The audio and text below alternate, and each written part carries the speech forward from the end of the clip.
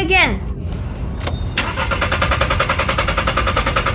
Did you see it? This car won't start. Do you know the reason? Let's go to the front. This car has been here for half a month. The owner cleaned the throttle valve, cleaned the oxygen sensor, even cleaned the oil lines of the entire car. The problem is still not solved. He wanted me to help him find out where the fault was. Car won't start. Car owner said that what should be replaced has been replaced. What should be repaired has also been repaired.